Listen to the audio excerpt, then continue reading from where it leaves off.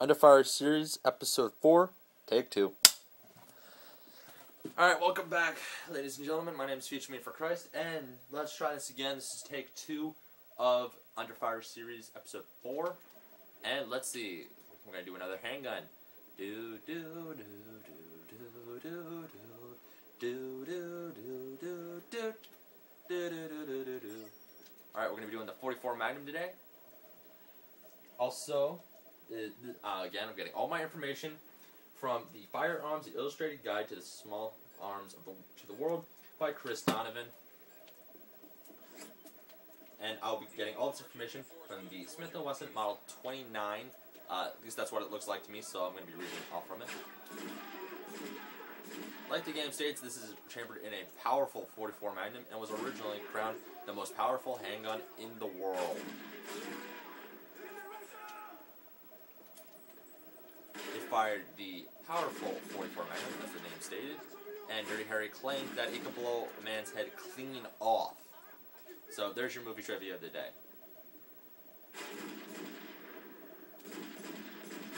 So with this gun, I'm going to tell you now, don't be afraid to let it go or use it akimbo, because this thing is just about good for spraying and praying with a good group of enemies. Now while this guy's crawling around, I'm going to put a bullet in him and execute him. Alright, it was developed by the United States in 1955. So that's about 10 years after, exactly 10 years after World War II ended, and I think it was during Korea. I cannot be sure because I don't know much about the Korean War. But it is a double action revolver, meaning once it's loaded, all you have to do is pull the trigger, or you can do it cowboy style and cock it and shoot it.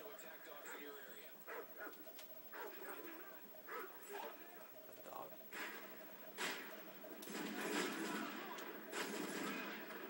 Alright, so let's see what else we have here. Yes, like I said, this thing kills to me, this thing kills a lot faster than the Desert Eagle has. Because it's either just my timing or whatever it could be, but I don't know. Also, I think Infinity Ward got really lazy when designing this thing, because they just took the old Desert Eagle sound that we're all familiar with from COD 4 and Modern Warfare 2 and put it on the 44 Magnum instead of having to transfer over the old file. I don't know how they do it, but whatever. It weighs in at a somewhat heavy, for a pistol at least, 3.5 pounds if you are in the United States at any point. Or about about 1.5 kilograms, or to be exact, it's about 1.46 kilograms. So about 1.5 kilograms, give or take. Its overall length is 13 4/5 inches. So it's a pretty long gun. It's longer than the Desert Eagle without an extended barrel. Although, if you use the metric system, it is a 353mm handgun, so a little bit on the large side. Its barrel length is exactly 8 2/5 inch, or 213 millimeters. Its muzzle velocity is about 1,400 feet per second.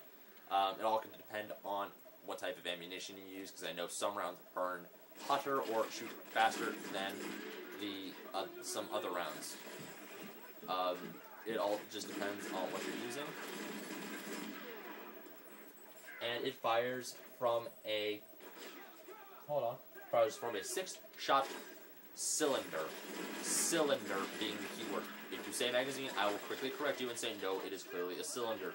As you can see by me reloading right here.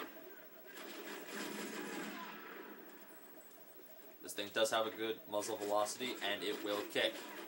So, now they have installed, kick-resistant grips, so it'll kick less.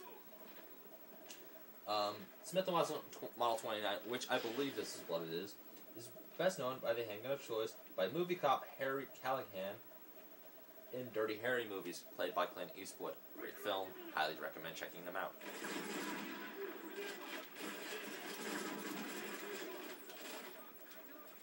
You can use speed loaders for this. I actually own my grandfather owns a Taurus 357.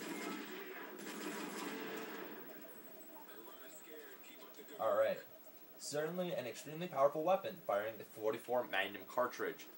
Also, you can get hollow points for this. This was, I believe, the first gun to introduce hollow points in a handgun series. So, for those who don't know, the hollow point causes so much damage. It's just horrible. The cylinder can hold 6 of these cartridges, and the gun is a double action. Overall, the quality is extremely robust.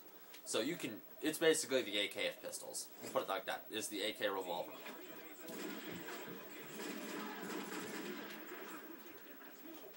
Alright, so, now that we got that out of the way, necessarily so to take the hard recoil of firing.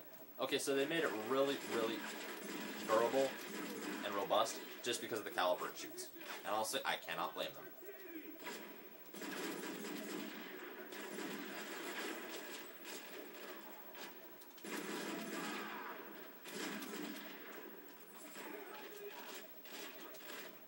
Okay, so we're gonna run here, run.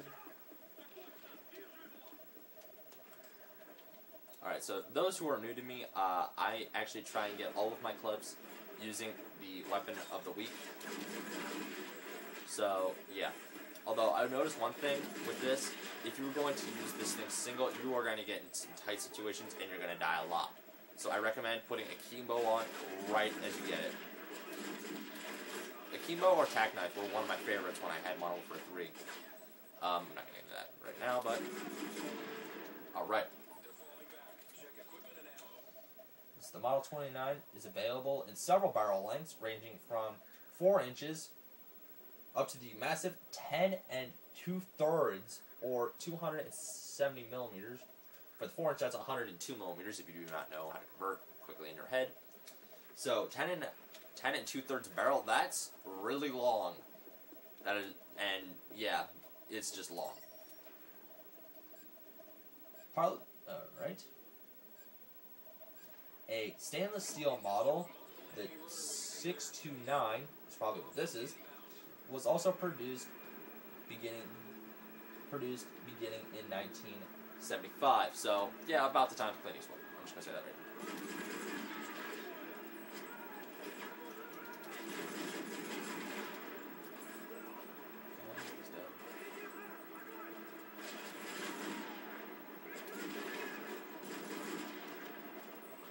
Out of sight here.